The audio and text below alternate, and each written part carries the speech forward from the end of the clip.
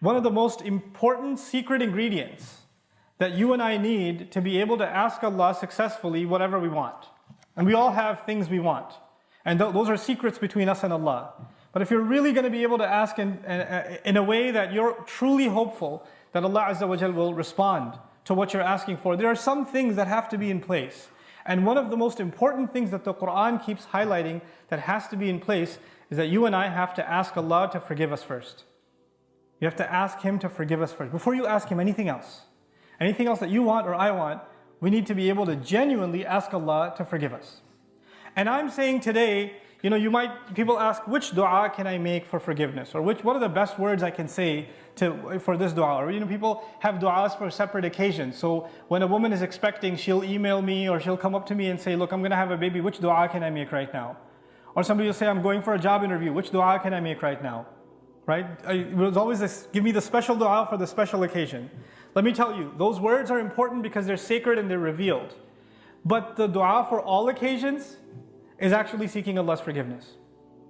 The dua to open up all of your problems, get rid of all of your problems, the one dua that takes care of everything is genuinely seeking Allah's forgiveness.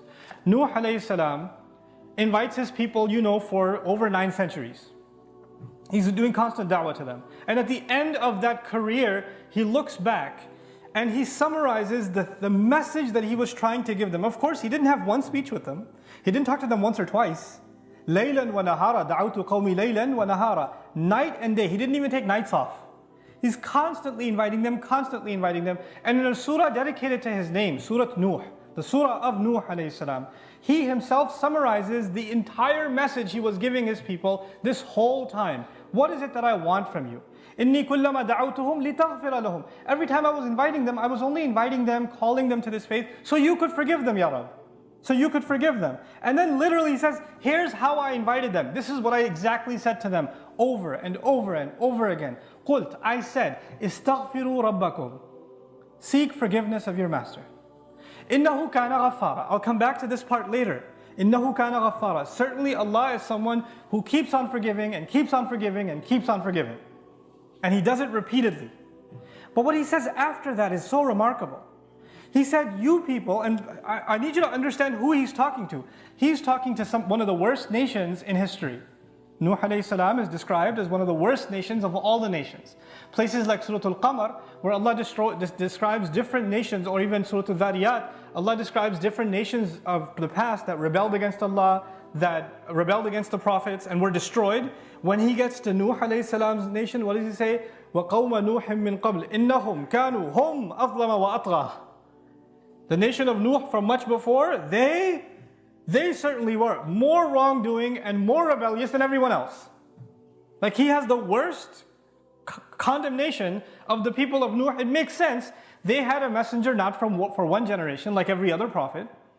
They had a prophet 3 generations, 4 generations every century. Every 2 decades there's a new generation of kids that have grown up.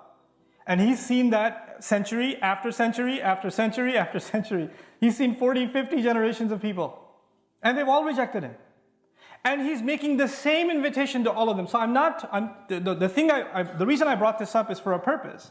He's talking to very, very bad people.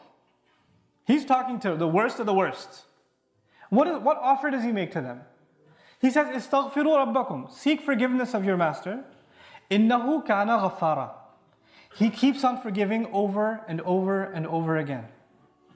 You guys have been messing up over and over again. Allah keeps forgiving over and over again. But His offer doesn't stop there. He says, يُرْسِلِ السَّمَاءَ عَلَيْكُمْ مِدْرَارًا. يُرْسِلِ. It's actually Jawab al-Amr here. What that means is, if you seek His forgiveness, then Allah will open up the sky for you and it'll start pouring on you. Now that could be a reference to rain. That could be a reference to rain. And ironically, it's not a reference that you will get flooded. They did get flooded, right? They did get flooded, but Allah is talking about a different kind of rain now. If you seek forgiveness, that same rain that destroyed them will be the rain that brings them life. They didn't pray for rain. They didn't ask for rain. And Allah just asked them to make dua to be forgiven. But if you ask dua to be forgiven, the sky will open up and start pouring. Now Allah did not say water will pour. Allah did not say water will pour. He said the sky will pour. Because the sky has a lot more than water. The sky has forgiveness that comes from the sky. The sky has peace, tranquility, faith, your provision, the solution to your problems. They come from the sky. He will open the floodgates, and everything held from the treasures of Allah that you haven't been getting because you haven't been seeking forgiveness is going to open up. Just ask for forgiveness. You're asking to solve problem A, problem B, problem C. There are problems you don't even know you have. Allah knows that you have them. If you and I just became genuine people of seeking forgiveness, then those problems would start getting solved by divine intervention. يُرْسِلِ السَّمَاءَ عَلَيْكُمْ مِدْرَارًا. And that's not even enough. You're asking forgiveness for who? Yourself. اسْتَغْفِرُوا رَبَّكُمْ is seek forgiveness for yourself. He says, وَيُمْدِدْكُمْ بِأَمْوَالٍ وَبَنِينَ, and He will extend you by giving you money and giving you children. He will further your good legacy with money and kids. It's not even money that will lead you away from Allah, because it's in the context of you seeking forgiveness. He'll give you good money that will lead to you doing more good and benefit you in this worldly sense and in the akhirah sense. And He'll give you good children that will give you goodness while they're alive. They will respect you, show you love, obey you, make you proud. They will give you happiness when they're alive. And even when you're gone, they'll continue to do good deeds that become a continuous investment for you after you're in your grave. Allah will give you all of these things. By the way, this is the same two words, money and children. Later on, وَإِنَّهُمْ عَصَوْنِي وَاتَّبَعُوا مَنْ لَمْ يَزِدْهُ مَالُهُ وَوَلَدُهُ إِلَّا خَسَارًا. They disobeyed me, and they only follow the people whose money and his kids do nothing but cause them more loss. Money and kids are a means of loss.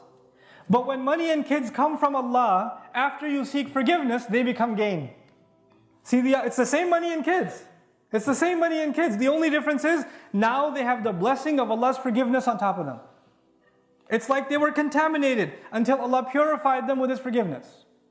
Istaghfiru rabbakum, and look, seek Allah's forgiveness. What doesn't open up? The sky opens up in ways you can't imagine.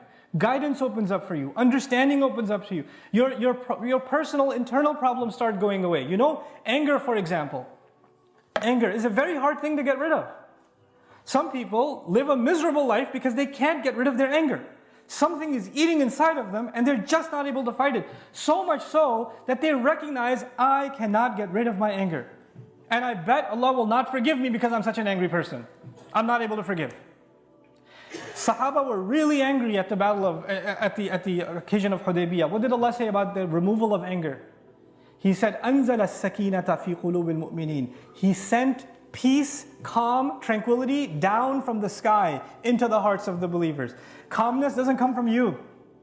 It doesn't come from you and me. We can't calm ourselves down. Musa's mother was dying of nervousness, of fear when she was putting her baby in the water. And Allah says, لَوْلَا أَرَّبَطْنَا عَلَىٰ قَلْبِهَا. Had we not tied her heart and kept her strong. Allah made her heart strong. She's not capable of that herself. She's too scarred for that. She's too traumatized for that. Allah, there is such a thing as divine intervention that will help you heal. There are sins that you have, tendencies that you have. Some people are very tempted by fahsha. Some people are very tempted by their anger. They can't control their anger. Some people are overrun with greed, constantly thinking about money. They can't even help themselves. The solution to these problems comes from Allah. This is how the sky opens up. The sky opens up for things that are deep inside you, and it comes and it solves that problem inside you. It cleanses you, just like the water cleanses the earth. So يُمْدِدْكُمْ بِأَمْوَالٍ وَبَنِينَ. But that's not enough. He says, وَيَجْعَلْ لَكُمْ جَنَّاتٍ وَيَجْعَلْ لَكُمْ أَنْهَارًا. He'll put in place for you gardens. He'll make rivers flow for you. This is Allah's way of saying, what will I not give you if you just ask for forgiveness? You and I think when we ask for forgiveness, the only thing we're getting is forgiveness. Allah is telling us, when you ask for forgiveness, there is nothing I don't give you. It's almost like you can ask for other things, or you could just ask for forgiveness and everything's covered. Everything's included. What's left? Money, children, the sky's opened up for all of your problems, gardens, rivers, all of it's ready to go. And by the way, seeking forgiveness, we're learning now, you would think, normally a person would think, when they're asking Allah's forgiveness, then, it's going to help them in their akhirah. It's going to help them in their afterlife. These ayat are telling us, no, Allah is not only going to help you in your akhirah, He's going to help you where? In this dunya. Think about Hajj. The biggest motivation you and I have for going to Hajj and getting our Hajj accepted is that our past sins are forgiven. We get a fresh start. That's the reason you go. You literally go in the clothes you're supposed to be buried in. Even in Hajj itself, when we're going to make the march, ثُمَّ أَفِيضُوا مِنْ حَيْثُ أَفَاضَ النَّاسِ وَاسْتَغْفِرُوا اللَّهِ. Go where people go, follow the people, follow the crowd, and seek Allah's forgiveness. Pour in and seek Allah's forgiveness. The essence of Hajj is seeking forgiveness. That's the purpose of it. That's the fundamental goal of it. And even in that, at the occasion of Hajj, what do we ask Allah? رَبَّنَا آتِنَا فِي الدُّنْيَا حَسَنَةً وَفِي الْآخِرَةِ حَسَنَةً. Every tawaf. Same dua, the dua from Quran that describes what you should do at Hajj. وَمِنْهُمْ مَنْ يَقُولُ رَبَّنَا آتِنَا فِي الدُّنْيا وَفِي الْآخِرَةِ رَبَّنَا آتِنَا فِي الدُّنْيا حَسَنَةً وَفِي الْآخِرَةِ حَسَنَةً وَقِنَا عَذَابَ النَّارِ. Give us good in this life and the next life. In other words, give us the kind of good in this life that guarantees the good of the next life. There is such a thing. And you can get all of it when you and I are genuinely seeking forgiveness.